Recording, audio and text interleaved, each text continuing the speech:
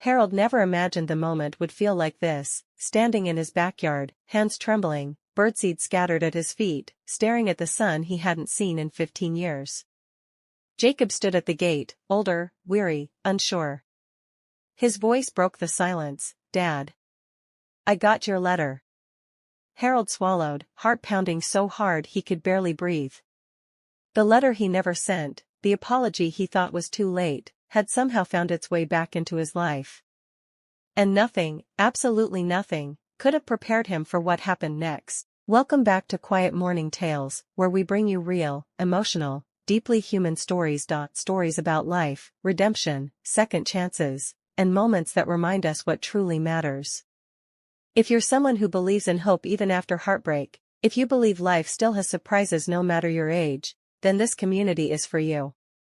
Now, settle in, take a breath, and let's begin today's story.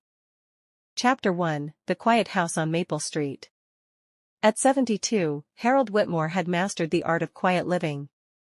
His white house on Maple Street didn't stand out. It wasn't the prettiest, nor the largest, but it had a warmth to it, the kind of warmth that lived in old floorboards and well-used furniture. The porch sagged a little, the American flag above it fluttered softly, and the rocking chair creaked every time the wind nudged it. The neighbors, mostly older folks like him, would wave as they walked their dogs or collected their mail. They'd chat about the weather, the rising cost of groceries, the baseball games they still watched religiously even when their teams let them down, or the grandkids they only saw on holidays.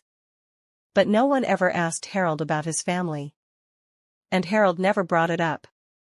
He woke up each day at 6:30 a.m. sharp, a habit left over from 40 years in the factory.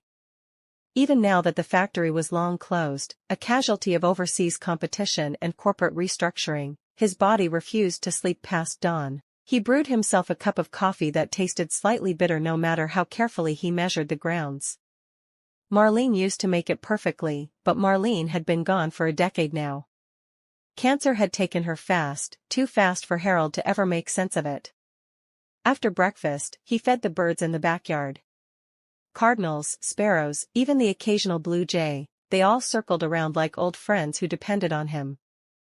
And maybe they did. He liked the silence. Or at least he told himself he did. But sometimes, in the middle of the night, when the house was too quiet, Harold would lie awake wishing he had someone to talk to. Someone to tell him the world still needed him. Someone who remembered the man he used to be, not just the man he'd become. But the only person left who truly remembered him was the one person he hadn't seen in 15 years. His son, Jacob. Chapter 2: The Letter in the Attic. It happened on a cold November morning when Harold climbed into the attic looking for an old space heater. The attic smelled like dust and forgotten years. He shuffled through boxes filled with Christmas decorations, Marlene's knitting supplies, and notebooks from his factory days. Then his hand brushed against an old shoebox. He opened it without thinking. Inside were photographs, Marlene smiling at the beach, their first dog Rusty chasing a frisbee, Jacob as a toddler with frosting smeared across his cheeks. For a moment, Harold let himself smile. Then he saw it. A single envelope. Yellowed edges. Faded ink. A stamp that hadn't been valid in years. To Jacob Whitmore. From Dad. His chest tightened. He remembered writing that letter. He remembered sitting at the kitchen table the night after the worst argument he'd ever had with Jacob.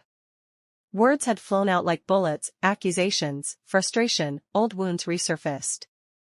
Jacob had stormed out the door before Harold could take any of it back. Harold wrote the letter the next morning. It was an apology. A confession. An attempt to fix what pride wouldn't let him fix in person. For 15 years, he told himself Jacob didn't want to hear from him.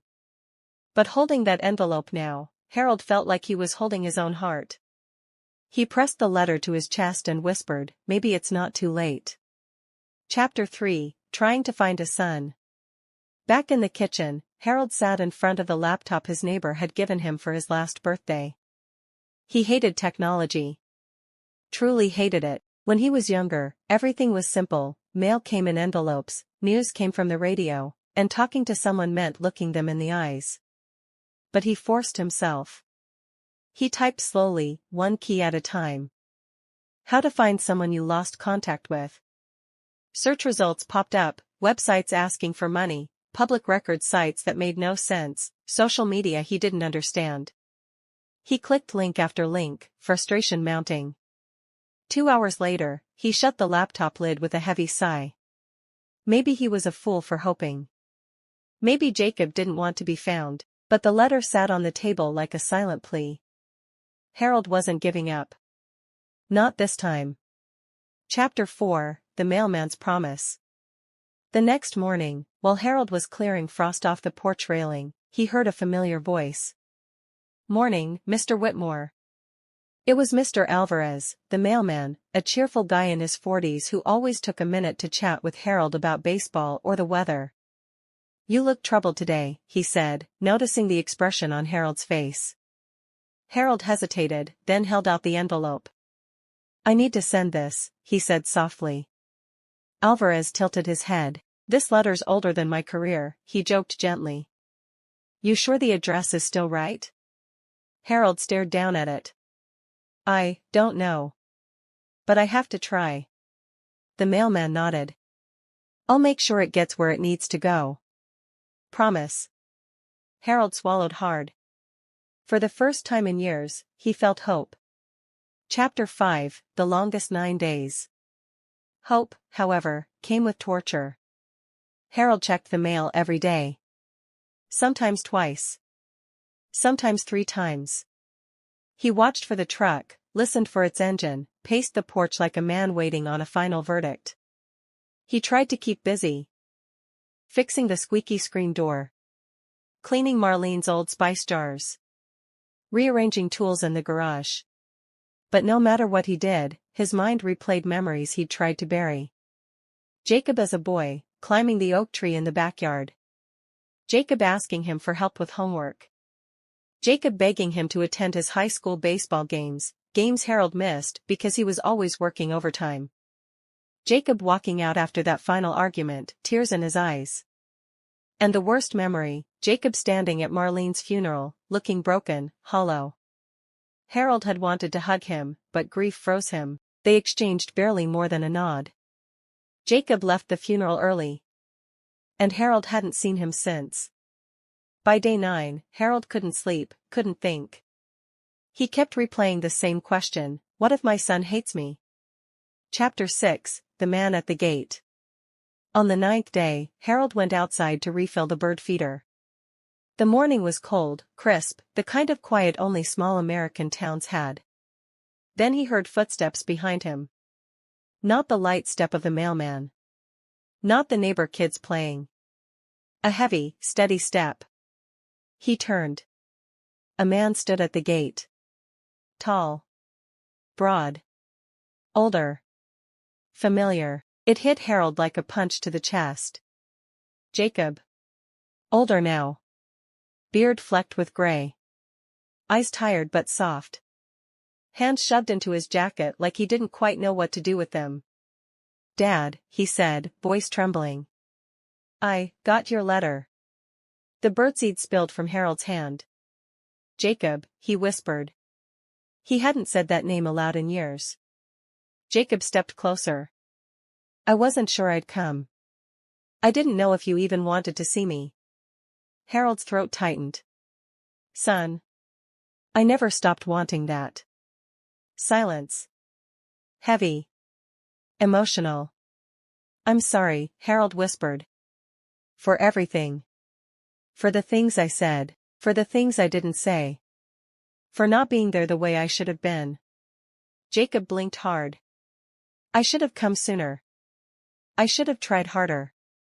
Then, after 15 long years, Jacob stepped forward and hugged his father. Harold's body shook. And for the first time in a decade, he cried. Chapter 7, Learning to Talk Again. Jacob stayed the entire weekend. They talked for hours, real conversations, not surface-level small talk. They talked about Marlene. About the past. About mistakes. About forgiveness. They fixed the porch swing together, talking between hammer swings. They cooked eggs in the morning and laughed about how bad Harold was at flipping them. They sat on the back porch at sunset the way they used to. Jacob showed pictures of his kids, Harold's grandkids. "They don't know me," Harold whispered. "They will now," Jacob said softly. The next day, Jacob asked, "Dad, do you want to meet them? The kids?" Harold felt tears burn his eyes. "I'd like that more than anything."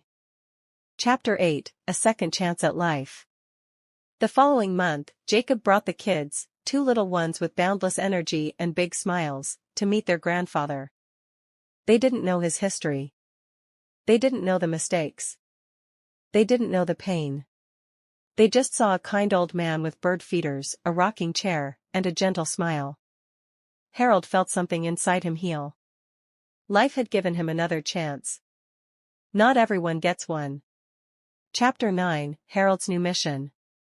From that day on, Harold made a promise: no more unsent letters. No more pride. No more hiding emotions. No more letting years slip away in silence. He would show up. He would reach out. He would love loudly, not quietly. He would be the father he always wanted to be. And in the small American town of Willow Creek, the house on Maple Street wasn't quiet anymore. Laughter filled it again. Life filled it again. And Harold finally felt whole. If this story touched your heart, if it reminded you of someone you love, if it made you think about the people you still have time to reach out to, please subscribe to the channel. Your support lets me keep creating emotional, healing stories for people who need them. Thank you for spending your precious time with me. I appreciate you more than you know.